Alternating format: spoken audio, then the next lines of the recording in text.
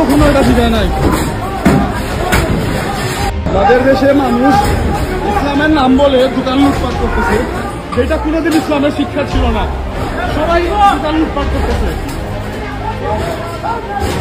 এখানে প্রকৃত মুসলিম একজন নাই, সবাই চোর এখানে।